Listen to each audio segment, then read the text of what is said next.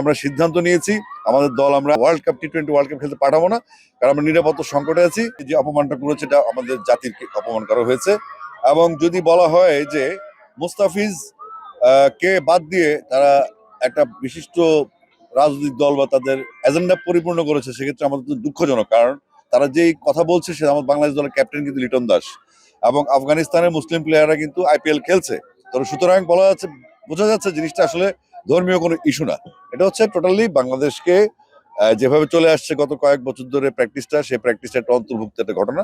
তো আমরা আইসিসি কে চিঠি দিয়েছি, আমরা বিসি বোর্ড মিটিং কালকে আমরা রাতে করেছি, আজকে দুপুরে আমরা দফায় দফায় মিটিং করেছি, এবং আমরা সিদ্ধান্ত নিয়েছি আমাদের দল আমরা ওয়ার্ল্ড কাপ টি-20 ওয়ার্ল্ড কাপ খেলতে পাঠাবো না, কারণ আমরা নিরাপত্তা সংকটে আছি, নিরাপত্তা সংশয় আছে। কারণ সেখানে আমাদের প্রচুর পরিমাণে মিডিয়া কর্মী থাকবে, আমাদের দর্শক থাকবে, আমাদের সংগঠকরা থাকবে। তো তাদের নিরাপত্তা একটা ইস্যু, এবং বাংলাদেশ থেকে বহু সন্ত্রাসী এখন ইন্ডিয়াতে পালিয়ে আছে। তো সেটা আমাদের জন্য নিরাপত্তার জন্য হুমকির কারণ। সাপোর্টাস কখন কিভাবে হয়ে যায় আমরা জানি না। তো আমরা চাইবো বাংলাদেশের ক্রিকেটারদের সুরক্ষা নিরাপত্তা আমাদের প্রথম কাজ, এবং আমাদের ক্রিকেটার নিরাপদ রাখার জন্য যা যা প্রয়োজনীয় পদক্ষেপ নেওয়া দরকার আমরা সেটা নিব ইনশাল্লাহ।